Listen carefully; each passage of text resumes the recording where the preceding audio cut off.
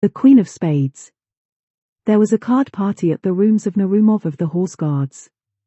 The long winter night passed away imperceptibly, and it was 5 o'clock in the morning before the company sat down to supper. Those who had won ate with a good appetite, the others sat staring absently at their empty plates. When the champagne appeared, however, the conversation became more animated, and all took a part in it. "And how did you fare, Surin?" asked the host. "Oh, I lost, as usual. I must confess that I am unlucky. I play Mirandole, I always keep cool, I never allow anything to put me out, and yet I always lose." "And you did not once allow yourself to be tempted to back the red?" "Your firmness astonishes me." "But what do you think of Herman?" said one of the guests, pointing to a young engineer. "He has never had a card in his hand in his life. He has never in his life laid a wager, and yet he sits here till 5 o'clock in the morning watching our play."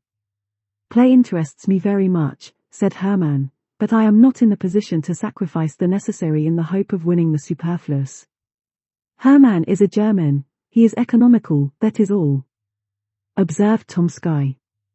"But if there is one person that I cannot understand, it is my grandmother, the Countess Anna Fedotovna." "How so?" inquired the guests. "I cannot understand," continued Tomsky, "how it is that my grandmother does not punt." "What is there remarkable about an old lady of 80 not punting?" said Narumov. "Then you do not know the reason why?" "No, really, haven't the faintest idea." "Oh.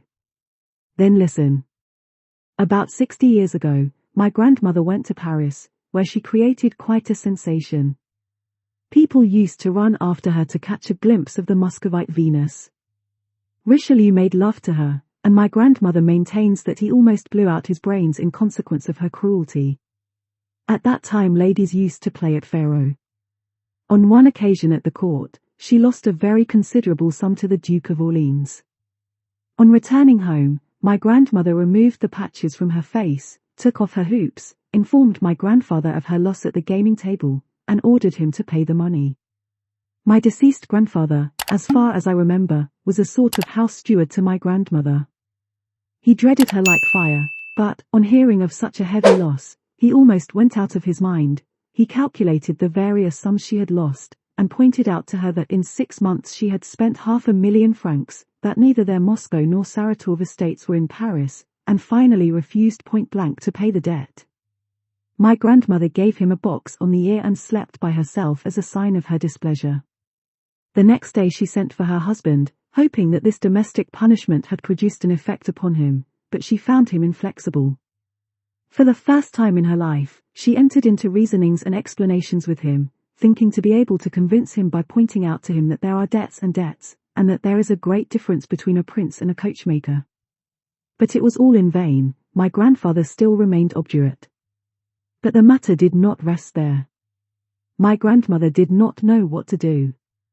She had shortly before become acquainted with a very remarkable man. You have heard of Count Saint-Germain, about whom so many marvelous stories are told. You know that he represented himself as the wandering Jew, as the discoverer of the elixir of life, of the philosopher's stone, and so forth. Some laughed at him as a charlatan, but Casanova, in his memoirs, says that he was a spy. But be that as it may, Saint-Germain, in spite of the mystery surrounding him, was a very fascinating person, and was much sought after in the best circles of society. Even to this day my grandmother retains an affectionate recollection of him, and becomes quite angry if anyone speaks disrespectfully of him. My grandmother knew that Saint-Germain had large sums of money at his disposal. She resolved to have recourse to him, and she wrote a letter to him asking him to come to her without delay. The queer old man immediately waited upon her and found her overwhelmed with grief. She described to him in the blackest colors the barbarity of her husband, and ended by declaring that her whole hope depended upon his friendship and amiability. Saint-Germain reflected. "I could advance you the sum you want," said he, "but I know that you would not rest easy until you had paid me back, and I should not like to bring fresh troubles upon you. But there is another way of getting out of your difficulty. You can win back your money." "But, my dear Count," replied my grandmother, "I tell you that I haven't any money left." Money is not necessary, replied Saint Germain, be pleased to listen to me. Then he revealed to her a secret, for which each of us would give a good deal. The young officers listened with increased attention. Tom Sky lit his pipe, puffed away for a moment and then continued. That same evening my grandmother went to Versailles to the Duc de la Reine. The Duke of Orleans kept the bank. My grandmother excused herself in an offhand manner for not having yet paid her debt, by inventing some little story, and then began to play against him. She chose 3 cards and played them one after the other, all 3 one seneca, said of a card when it wins or loses in the quickest possible time. And my grandmother recovered every farthing that she had lost. Mere chance, said one of the guests. A tale, observed Herman. Perhaps they were marked cards, said a third. I do not think so, replied Tom Sky gravely. What? Said Narumov, you have a grandmother who knows how to hit upon 3 lucky cards in succession, and you have never yet succeeded in getting the secret of it out of her. That's the deuce of it, replied Tom Sky. She had 4 sons, one of whom was my father, all 4 were determined gamblers, and yet not to one of them did she ever reveal her secret, although it would not have been a bad thing either for them or for me. But this is what I heard from my uncle, Count Ivan Illich, and he assured me, on his honor, that it was true. The late Chaplitsky, the same who died in poverty after having squandered millions, once lost, in his youth, about 300,000 rubles, to Zurich, if I remember rightly. He was in despair.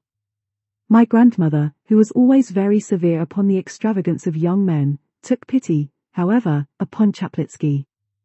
She gave him 3 cards, telling him to play them one after the other, at the same time exacting from him a solemn promise that he would never play at cards again as long as he lived. Chaplitsky then went to his victorious opponent, and they began a fresh game. On the first card he staked 50,000 rubles and 1 seneca. He doubled the stake and won again, till at last, by pursuing the same tactics, he won back more than he had lost. But it is time to go to bed, it is 5:45 already. And indeed it was already beginning to dawn. The young men emptied their glasses and then took leave of each other. Part 2. The old Countess A was seated in her dressing room in front of her looking-glass. 3 waiting maids stood around her. One held a small pot of rouge, another a box of hairpins, and the third a tall comb with bright red ribbons. The Countess had no longer the slightest pretensions to beauty, but she still preserved the habits of her youth, dressed in strict accordance with the fashion of 70 years before, and made as long and as careful a toilette as she would have done 60 years previously. Near the window, at an embroidery frame, sat a young lady, her ward. Good morning, grandmamma, said a young officer, entering the room. Bonjour, Mademoiselle Lise. Grandmamma, I want to ask you something. What is it, Paul? I want you to let me introduce one of my friends to you, and to allow me to bring him to the ball on Friday. Bring him direct to the ball and introduce him to me there. Were you at BS yesterday? Yes, everything went off very pleasantly, and dancing was kept up until 5 o'clock. How charming Yeletskaya was. But, my dear, what is there charming about her? Isn't she like her grandmother, the Princess Doria Petrovna? By the way, she must be very old, the Princess Doria Petrovna. How do you mean, old? Cried Tom Sky thoughtlessly. She died 7 years ago. The young lady raised her head and made a sign to the young officer. He then remembered that the old countess was never to be informed of the death of any of her contemporaries, and he bit his lips. But the old countess heard the news with the greatest indifference. Dead, said she, and I did not know it. We were appointed maids of honor at the same time, and when we were presented to the Empress. And the Countess for the 100th time related to her grandson one of her anecdotes. Come, Paul, said she, when she had finished her story, help me to get up. Lizanka, where is my snuff-box? And the Countess with her 3 maids went behind a screen to finish her toilette. Tom Sky was left alone with the young lady. Who is the gentleman you wish to introduce to the Countess? Asked Lizaveta Ivanovna in a whisper. Narumov. Do you know him? No. Is he a soldier or a civilian? A soldier. Is he in the engineers? No, in the cavalry. What made you think that he was in the engineers? The young lady smiled, but made no reply. Paul, cried the Countess from behind the screen, send me some new novel, only pray don't let it be one of the present-day style. What do you mean, grandmother? That is, a novel, in which the hero strangles neither his father nor his mother, and in which there are no drowned bodies. I have a great horror of drowned persons. There are no such novels nowadays. Would you like a Russian one? Are there any Russian novels? Send me one, my dear, pray send me one. Goodbye, grandmother, I am in a hurry. Goodbye, Lizaveta Ivanovna. What made you think that Narumov was in the engineers? And Tomsky left the boudoir. Lizaveta Ivanovna was left alone. She laid aside her work and began to look out of the window. A few moments afterwards, at a corner house on the other side of the street, a young officer appeared. A deep blush covered her cheeks. She took up her work again and bent her head down over the frame. At the same moment the Countess returned completely dressed. Order the carriage, Lizaveta, said she, we will go out for a drive. Lizaveta arose from the frame and began to arrange her work. What is the matter with you, my child, are you deaf? Cried the Countess. Order the carriage to be got ready at once. I will do so this moment, replied the young lady, hastening into the anteroom. A servant entered and gave the Countess some books from Prince Paul Alexandrovich. Tell him that I am much obliged to him, said the Countess. Lizaveta. Lizaveta. Where are you running to? I am going to dress.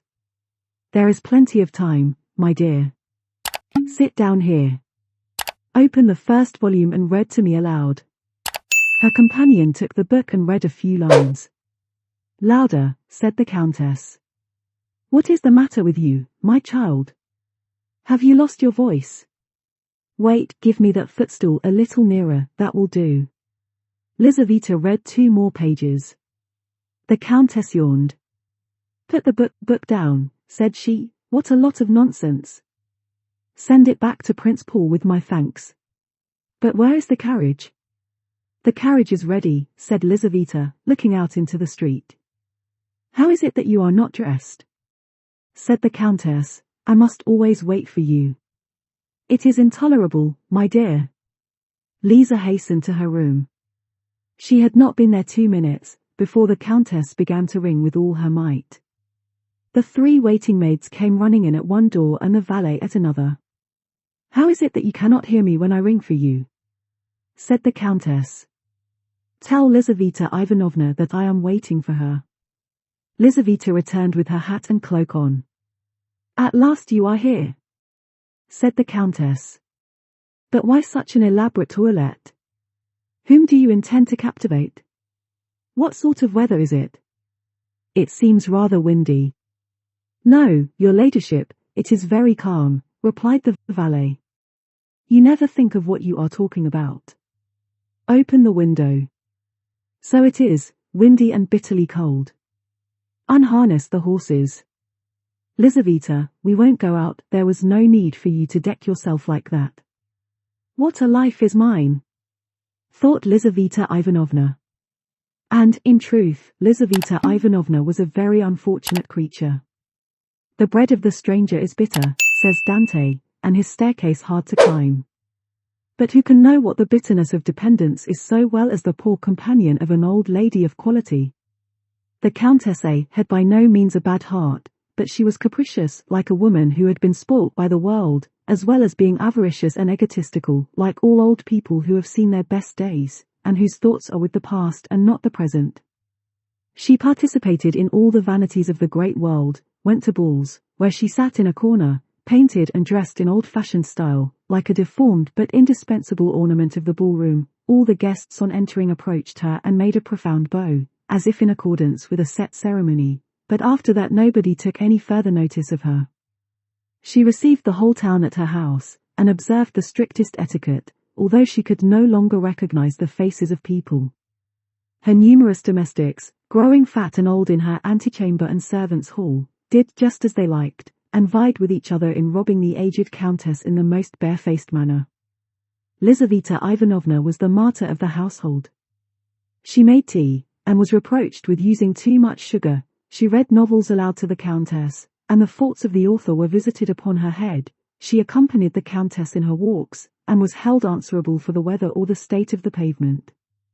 A salary was attached to the post, but she very rarely received it, although she was expected to dress like everybody else, that is to say, like very few indeed. In society she played the most pitiable role. Everybody knew her, and nobody paid her any attention. At balls she danced only when a partner was wanted, and ladies would only take hold of her arm when it was necessary to lead her out of the room to attend to their dresses. She was very self-conscious, and felt her position keenly, and she looked about her with impatience for a deliverer to come to her rescue, but the young men, calculating in their giddiness, honored her with but very little attention, although Lizaveta Ivanovna was 100 times prettier than the barefaced and cold-hearted marriageable girls around whom they hovered. Many a time did she quietly slink away from the glittering but wearisome drawing-room, to go and cry in her own poor little room, in which stood a screen, a chest of drawers, a looking-glass, and a painted bedstead, and where a tallow candle burnt feebly in a copper candlestick. One morning, this was about 2 days after the evening party described at the beginning of this story, and a week previous to the scene at which we have just assisted, Lizaveta Ivanovna was seated near the window at her embroidery frame, when, happening to look out into the street, she caught sight of a young engineer officer, standing motionless with his eyes fixed upon her window. She lowered her head and went on again with her work. About 5 minutes afterwards she looked out again. The young officer was still standing in the same place. Not being in the habit of coquetting with passing officers, she did not continue to gaze out into the street, but went on sewing for a couple of hours, without raising her head. Dinner was announced. She rose up and began to put her embroidery away, but glancing casually out of the window, she perceived the officer again. This seemed to her very strange. After dinner she went to the window with a certain feeling of uneasiness, but the officer was no longer there and she thought no more about him. A couple of days afterwards, just as she was stepping into the carriage with the countess, she saw him again. He was standing close behind the door, with his face half concealed by his fur collar, but his dark eyes sparkled beneath his cap. Lizaveta felt alarmed, though she knew not why, and she trembled as she seated herself in the carriage. On returning home, she hastened to the window. The officer was standing in his accustomed place, with his eyes fixed upon her. She drew back, a prey to curiosity and agitated by a feeling which was quite new to her. From that time forward not a day passed without the young officer making his appearance under the window at the customary hour, and between him and her there was established a sort of mute acquaintance. Sitting in her place at work, she used to feel his approach, and raising her head, she would look at him longer and longer each day. The young man seemed to be very grateful to her. She saw with the sharp eye of youth, how a sudden flush covered his pale cheeks each time that their glances met. After about a week she commenced to smile at him. When Tomsky asked permission of his grandmother the countess to present one of his friends to her, the young girl's heart beat violently. But hearing that Narumov was not an engineer, she regretted that by her thoughtless question, she had betrayed her secret to the volatile Tomsky. Hermann was the son of a German who had become a naturalized Russian, and from whom he had inherited a small capital. Being firmly convinced of the necessity of preserving his independence, Hermann did not touch his private income, but lived on his pay, without allowing himself the slightest luxury. Moreover, he was reserved and ambitious, and his companions rarely had an opportunity of making merry at the expense of his extreme parsimony. He had strong passions and an ardent imagination, but his firmness of disposition preserved him from the ordinary errors of young men.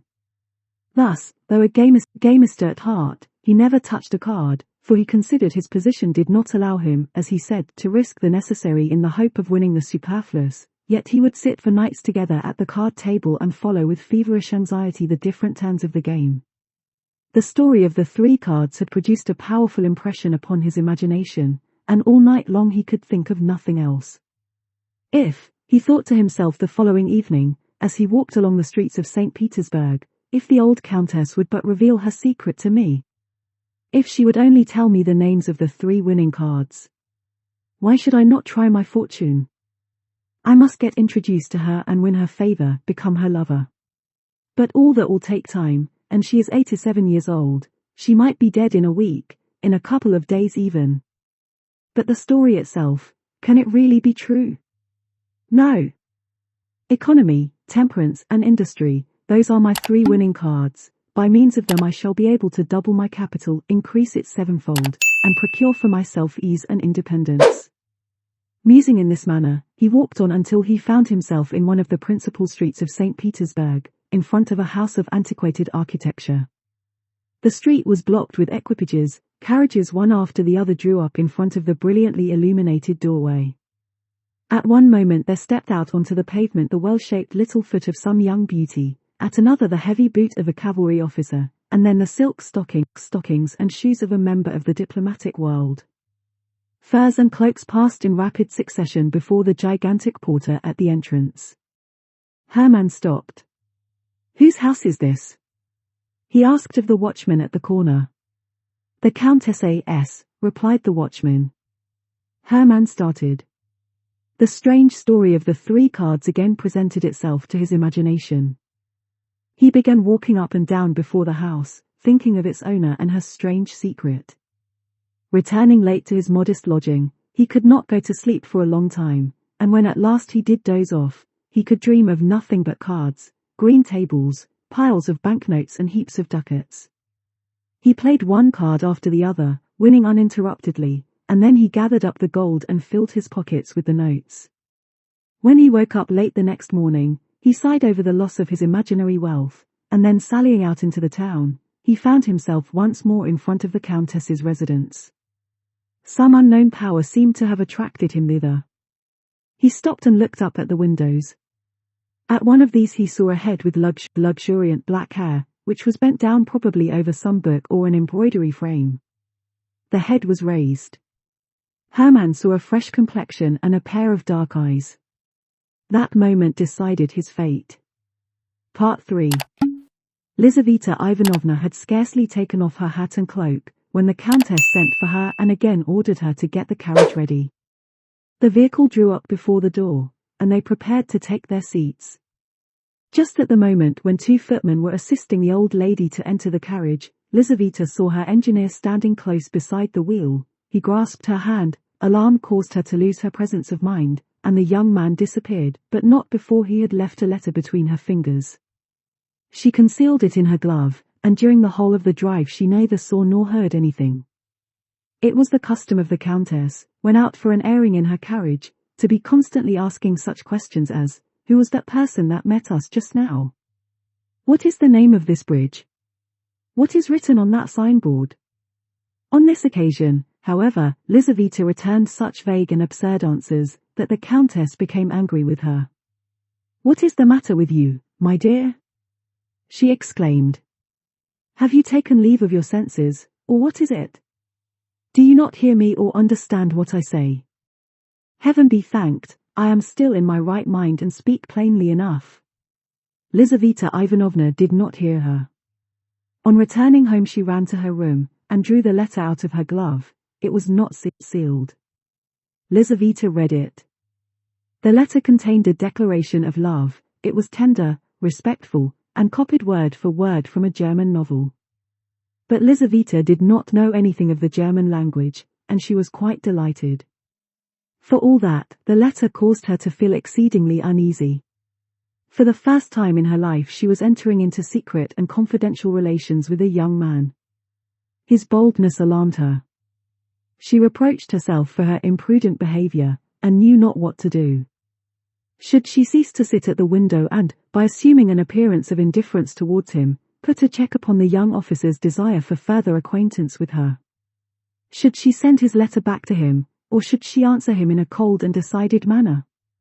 There was nobody to whom she could turn in her perplexity, for she had neither female friend nor adviser. At length she resolved to reply to him. She sat down at her little writing table, took pen and paper, and began to think. Several times she began her letter, and then tore it up. The way she had expressed herself seemed to her either too inviting or too cold and decisive. At last she succeeded in writing a few lines with which she felt satisfied. I am convinced, she wrote, that your intentions are honorable, and that you do not wish to offend me by any imprudent behavior, but our acquaintance must not begin in such a manner. I return you your letter, and I hope that I shall never have any cause to complain of this undeserved slight. The next day, as soon as Hermann made his appearance, Lizaveta rose from her embroidery, went into the drawing room, opened the ventilator and threw the letter into the street, trusting that the young officer would have the perception to pick it up. Hermann hastened forward, picked it up and then repaired to a confectioner's shop. Breaking the seal of the envelope, he found inside it his own letter and Lizaveta's reply. He had expected this, and he returned home, his mind deeply occupied with his intrigue. 3 days afterwards, a bright-eyed young girl from a milliner's establishment brought Lizaveta a letter. Lizaveta opened it with great uneasiness, fearing that it was a demand for money, when suddenly she recognized Hermann's handwriting. You have made a mistake, my dear, said she. This letter is not for me. Oh, yes, it is for you, replied the girl, smiling very knowingly. Have the goodness to read it. Lizaveta glanced at the letter. Hermann requested an interview. It cannot be, she cried, alarmed at the audacious request, and the manner in which it was made. This letter is certainly not for me. And she tore it into fragments. If the letter was not for you, why have you torn it up? Said the girl. I should have given it back to the person who sent it. Be good enough, my dear, said Lizaveta, disconcerted by this remark, not to bring me any more letters for the future, and tell the person who sent you that he ought to be ashamed. But Hermann was not the man to be thus put off. Every day Lizaveta received from him a letter, sent now in this way, now in that. They were no longer translated from the German. Hermann wrote them under the inspiration of passion, and spoke in his own language, and they bore full testimony to the inflexibility of his desire and the disordered condition of his uncontrollable imagination. Lizaveta no longer thought of sending them back to him. She became intoxicated with them and began to reply to them, and little by little her answers became longer and more affectionate. At last she threw out of the window to him the following letter. This evening there is going to be a ball at the embassy. The Countess will be there. We shall remain until 2 o'clock. You have now an opportunity of seeing me alone. As soon as the Countess is gone, the servants will very probably go out, and there will be nobody left but the Swiss, but he usually goes to sleep in his lodge. Come about 11:30. Walk straight upstairs. If you meet anybody in the anteroom, ask if the Countess is at home. You will be told no, in which case there will be nothing left for you to do but to go away again. But it is most probable that you will meet nobody. The maidservants will all be together in one room. On leaving the anteroom, turn to the left, and walk straight on until you reach the Countess's bedroom. In the bedroom, behind a screen, you will find 2 doors. The one on the right leads to a cabinet, which the Countess never enters. The one on the left leads to a corridor, at the end of which is a little winding staircase. This leads to my room. Hermann trembled like a tiger, as he waited for the appointed time to arrive. At 10 o'clock in the evening he was already in front of the Countess's house. The weather was terrible, the wind blew with great violence, the sleety snow fell in large flakes, the lamps emitted a feeble light, the streets were deserted. From time to time a sledge, drawn by a sorry-looking hack, passed by, on the lookout for a belated passenger. Hermann was enveloped in a thick overcoat, and felt neither wind nor snow. At last the Countess's carriage drew up. Hermann saw 2 footmen carry out in their arms the bent form of the old lady, wrapped in sable fur, and immediately behind her, clad in a warm mantle, and with her head ornamented with a wreath of fresh flowers, followed Lizaveta. The door was closed. The carriage rolled away heavily through the yielding snow. The porter shut the street door, the windows became dark.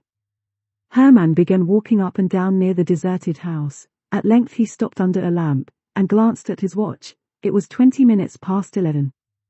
He remained standing under the lamp, his eyes fixed upon the watch, impatiently waiting for the remaining minutes to pass. At 11:30 precisely, Hermann ascended the steps of the house, and made his way into the brightly illuminated vestibule. The porter was not there. Hermann hastily ascended the staircase, opened the door of the anteroom and saw a footman sitting asleep in an antique chair by the side of a lamp. With a light firm step Hermann passed by him. The drawing room and dining room were in darkness, but a feeble reflection penetrated thither from the lamp in the anteroom. Hermann reached the Countess's bedroom. Before a shrine, which was full of old images, a golden lamp was burning. Faded stuffed chairs and divans with soft cushions stood in melancholy symmetry around the room, the walls of which were hung with China silk. On one side of the room hung 2 portraits painted in Paris by Madame Lebrun.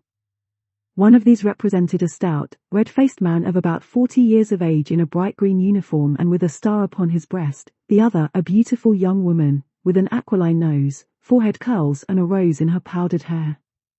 In the corners stood porcelain shepherds and shepherdesses, dining room clocks from the workshop of the celebrated Lefroy, bandboxes, roulettes, fans, and the various playthings for the amusement of ladies that were in vogue at the end of the last century, when Montgolfier's balloons and Mesmer's magnetism were the rage. Hermann stepped behind the screen. At the back of it stood a little iron bedstead. On the right was the door which led to the cabinet, on the left the other which led to the corridor. He opened the latter, and saw the little winding staircase which led to the room of the poor companion. But he retraced his steps and entered the dark cabinet. The time passed slowly. All was still. The clock in the drawing-room struck 12, the strokes echoed through the room one after the other, and everything was quiet again. Hermann stood leaning against the cold stove. He was calm, his heart beat regularly, like that of a man resolved upon a dangerous but inevitable undertaking. 1 o'clock in the morning struck, then 2, and he heard the distant noise of carriage wheels. An involuntary agitation took possession of him. The carriage drew near and stopped. He heard the sound of the carriage steps being let down. All was bustle within the house. The servants were running hither and thither, there was a confusion of voices, and the rooms were lit up. 3 antiquated chambermaids entered the bedroom, and they were shortly afterwards followed by the Countess who, more dead than alive, sank into a Voltaire armchair. Hermann peeped through a chink. Lizaveta Ivanovna passed close by him, and he heard her hurried steps as she hastened up the little spiral staircase. For a moment his heart was assailed by something like a pricking of conscience, but the emotion was only transitory, and his heart became petrified as before. The Countess began to undress before her looking-glass. Her rose-bedecked cap was taken off, and then her powdered wig was removed from off her white and closely cut hair. Hairpins fell in showers around her. Her yellow satin dress, brocaded with silver, fell down at her swollen feet. Hermann was a witness of the repugnant mysteries of her toilette. At last the Countess was in her nightcap and dressing gown, and in this costume, more suitable to her age, she appeared less hideous and deformed. Like all old people in general, the Countess suffered from sleeplessness. Having undressed, she seated herself at the window in a Voltaire armchair and dismissed her maids. The candles were taken away, and once more the room was left with only 1 lamp burning in it. The Countess sat there looking quite yellow, mumbling with her flaccid lips and swaying to and fro. Her dull eyes expressed complete vacancy of mind, and, looking at her, one would have thought that the rocking of her body was not a voluntary action of her own, but was produced by the action of some concealed galvanic mechanism. Suddenly the death-like face assumed an inexplicable expression. The lips ceased to tremble, the eyes became animated. Before the Countess stood an unknown man. "Do not be alarmed, for heaven's sake, do not be alarmed," said he in a low but distinct voice.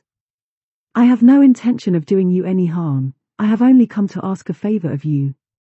The old woman looked at him in silence, as if she had not heard what he had said.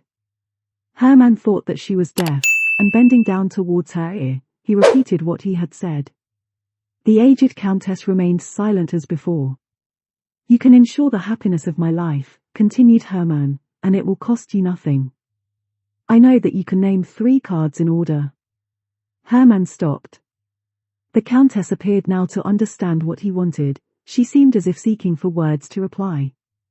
"It was a joke," she replied at last, "I assure you it was only a joke."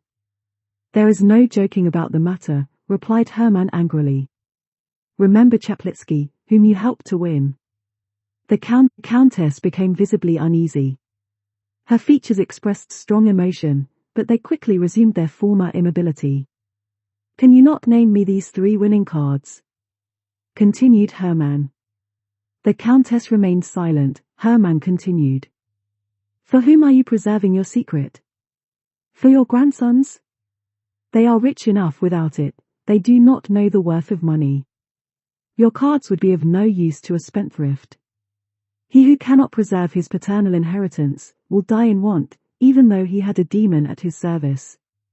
I am not a man of that sort. I know the value of money.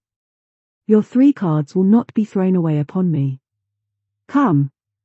He paused and tremblingly awaited her reply. The Countess remained silent. Hermann fell upon his knees.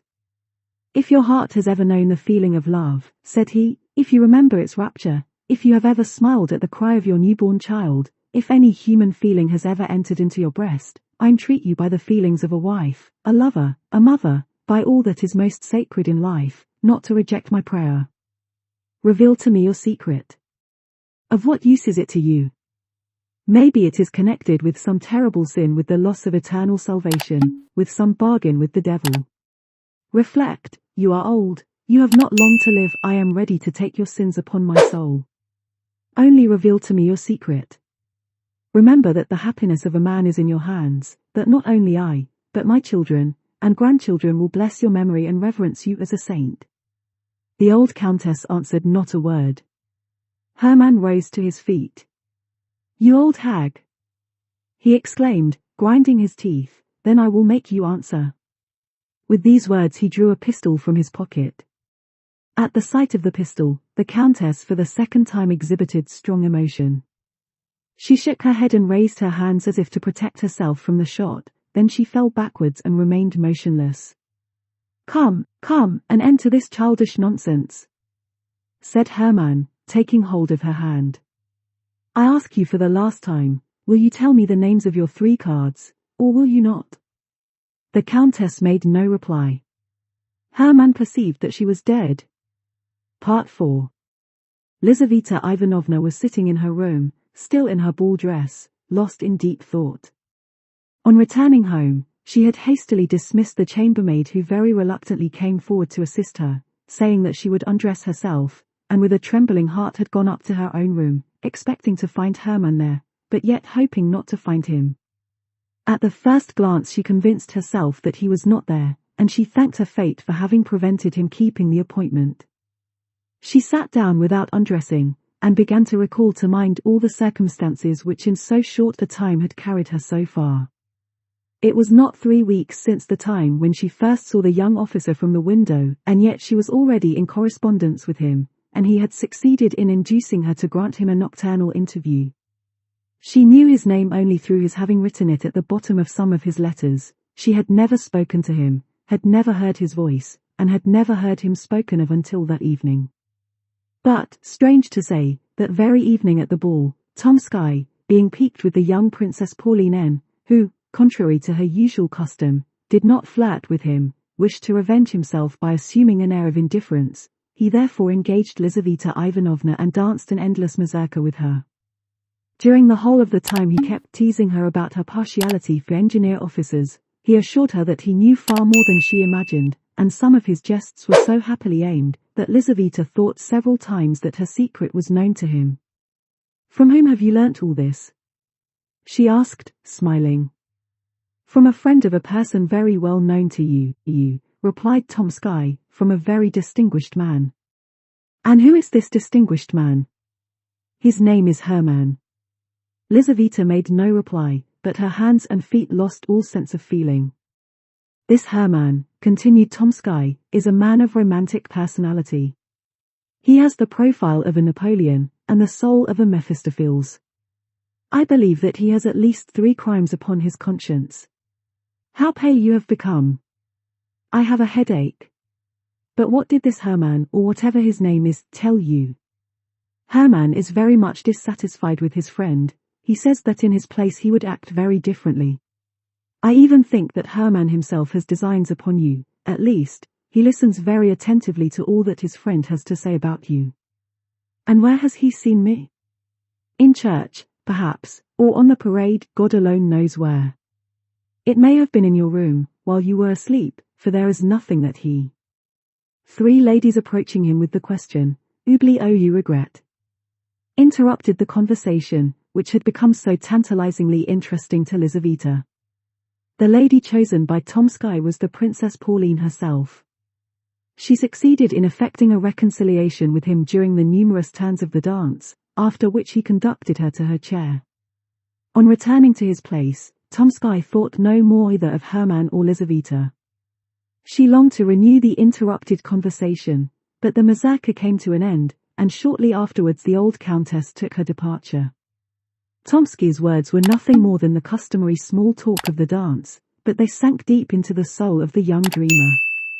The portrait, sketched by Tomsky, coincided with the picture she had formed within her own mind, and thanks to the latest romances, the ordinary countenance of her admirer became invested with attributes capable of alarming her and fascinating her imagination at the same time.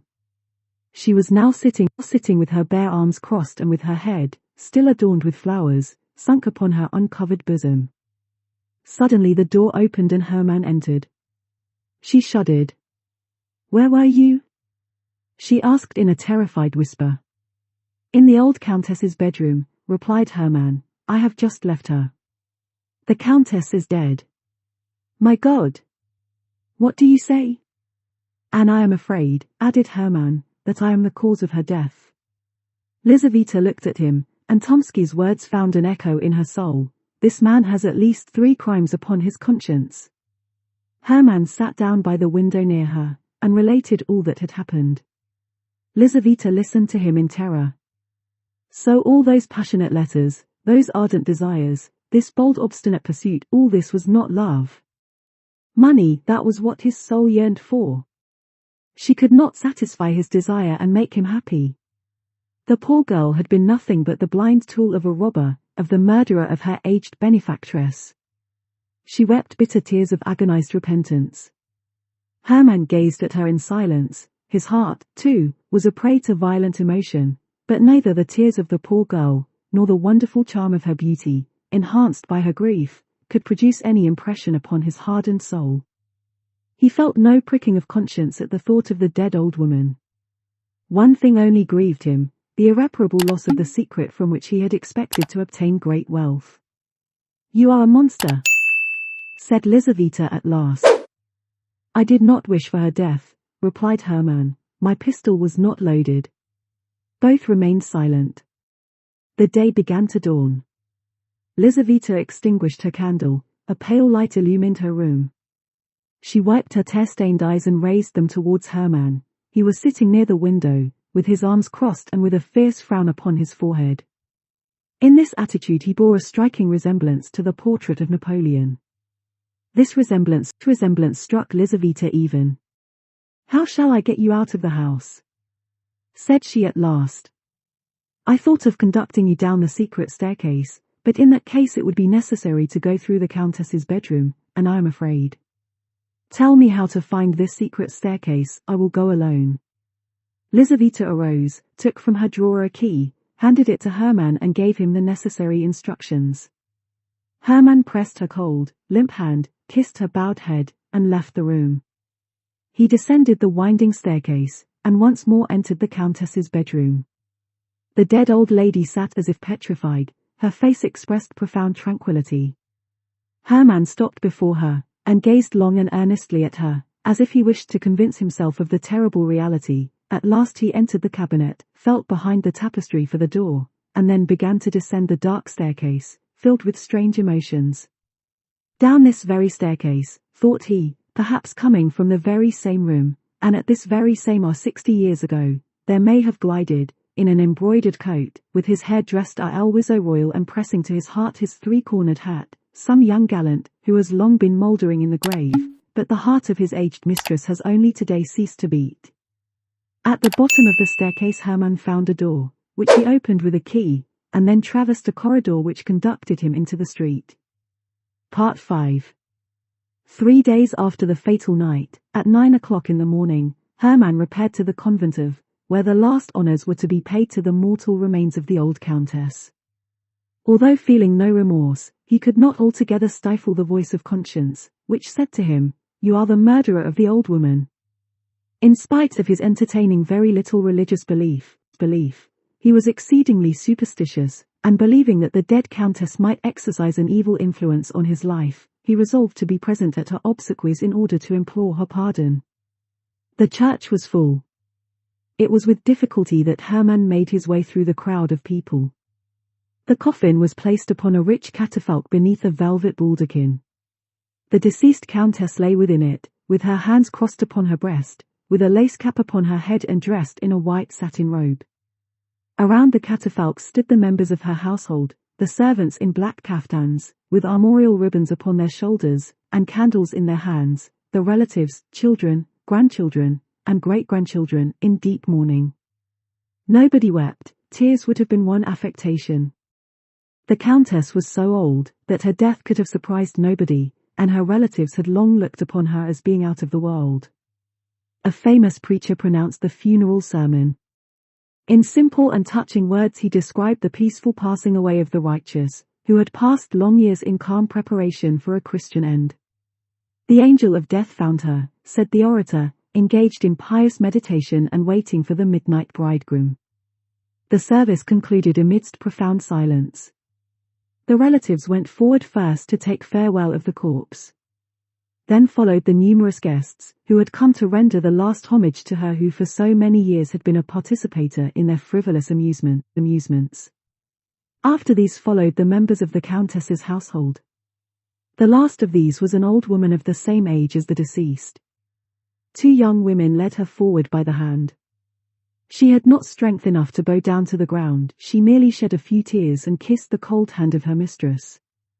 Hermann now resolved to approach the coffin. He knelt down upon the cold stones and remained in that position for some minutes. At last he arose, as pale as the deceased countess herself. He ascended the steps of the catafalque and bent over the corpse. At that moment it seemed to him that the dead woman darted a mocking look at him and winked with one eye. Hermann started back, took a false step and fell to the ground. Several persons hurried forward and raised him up. At the same moment Lizaveta Ivanovna was borne fainting into the porch of the church. This episode disturbed for some minutes the solemnity of the gloomy ceremony. Among the congregation arose a deep murmur, and a tall thin chamberlain, a near relative of the deceased, whispered in the ear of an Englishman who was standing near him, that the young officer was a natural son of the countess, to which the Englishman coldly replied, "Oh." During the whole of that day, Hermann was strangely excited.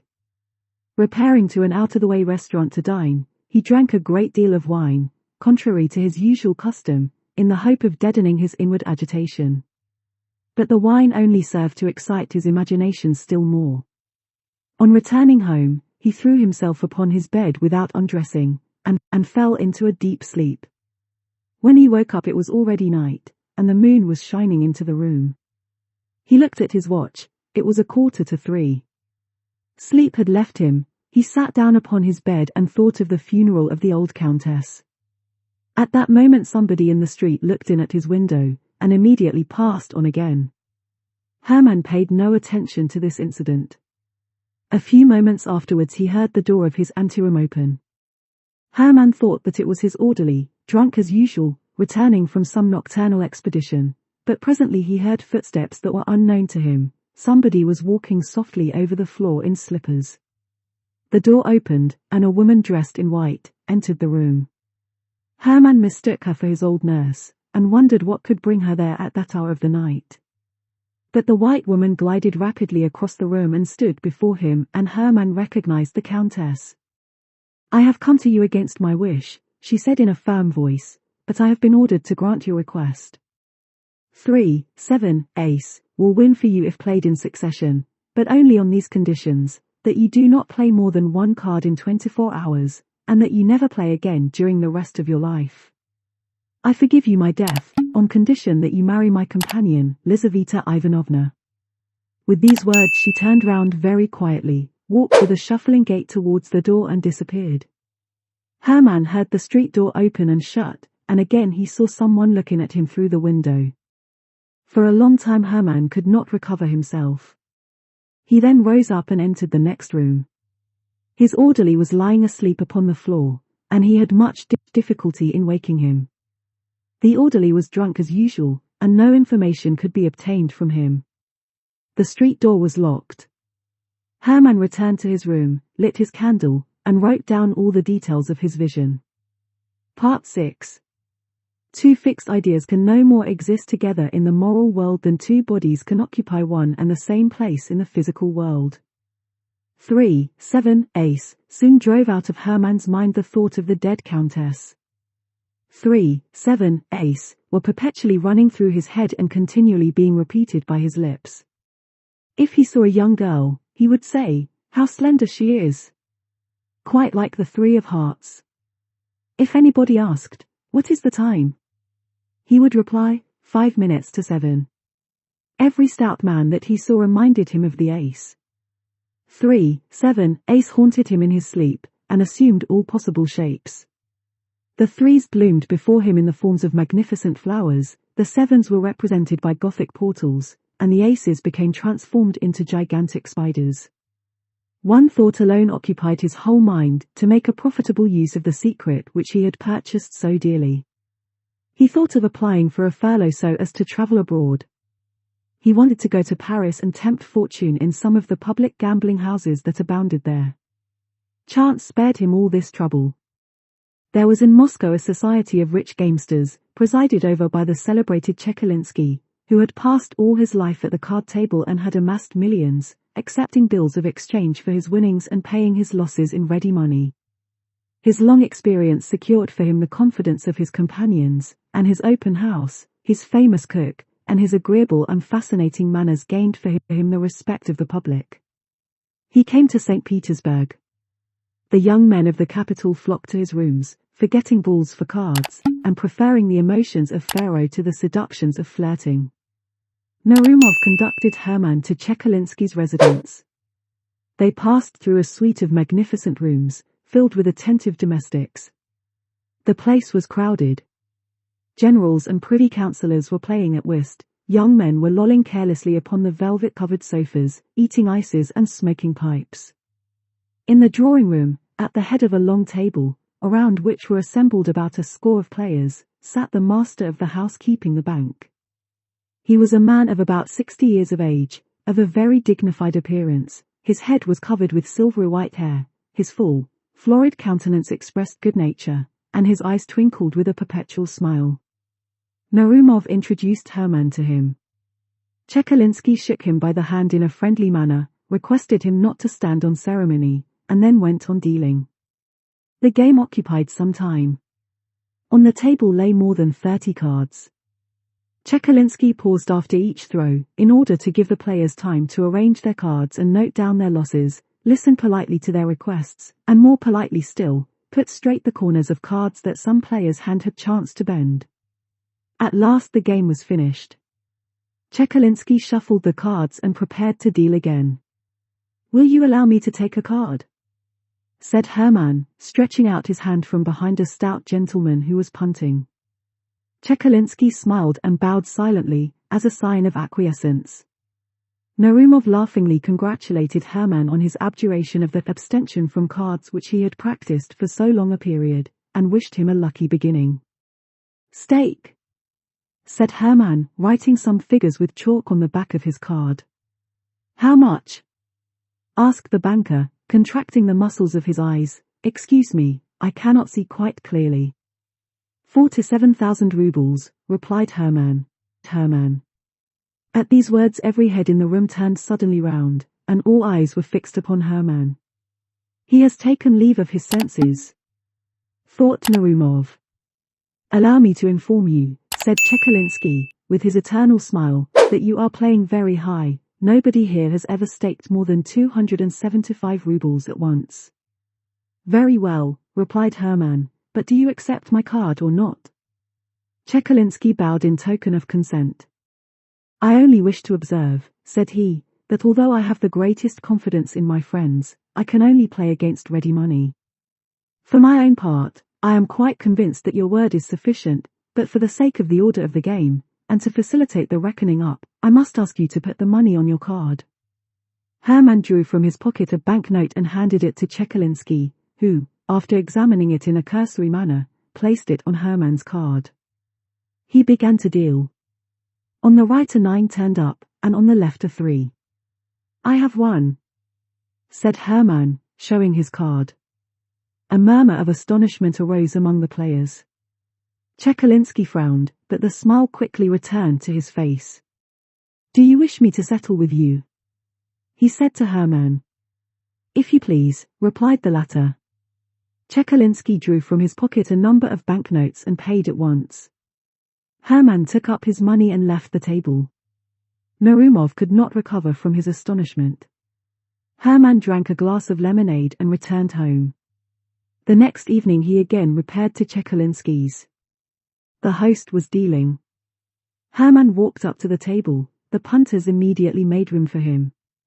Chekalinsky greeted him with a gracious bow. Herman waited for the next deal, took a card and placed upon it his 47,000 rubles, together with his winnings of the previous evening. Chekalinsky began to deal.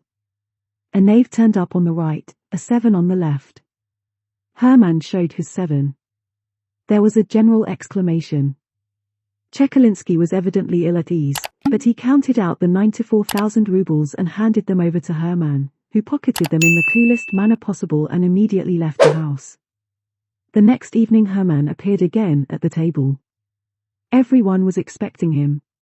The generals and privy councillors left their whist in order to watch such extraordinary play. The young officers quitted their sofas, and even the servants crowded into the room. All pressed round Herman. The other players left off punting, impatient to see how it would end. Herman stood at the table and prepared to play alone against the pale, but still smiling Chekalinsky. Each opened a pack of cards. Chekalinsky shuffled. Herman took a card and covered it with a pile of banknotes. It was like a duel.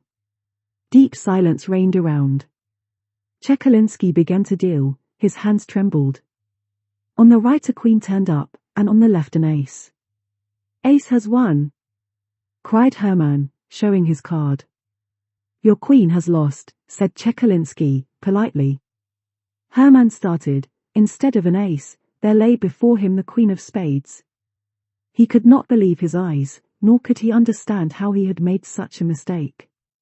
At that moment it seemed to him that the queen of spades smiled ironically and winked her eye at him. He was struck by her remarkable resemblance. The old countess, he exclaimed, seized with terror. Chekalinsky gathered up his winnings. For some time, Herman remained perfectly motionless. When at last he left the table, there was a general commotion in the room. Splendidly punted, said the players. Chekalinsky shuffled the cards afresh, and the game went on as usual. Herman went out of his mind, and is now confined in room number 17 of the Obukhov Hospital. He never answers any questions, but he constantly mutters with unusual rapidity, 3, 7, ace. 3, 7, queen. Lizaveta Ivanovna has married a very amiable young man, a son of the former steward of the old countess. He is in the service of the state somewhere, and is in receipt of a good income. Lizaveta is also supporting a poor relative. Tomsky has been promoted to the rank of captain, and has become the husband of the Princess Pauline.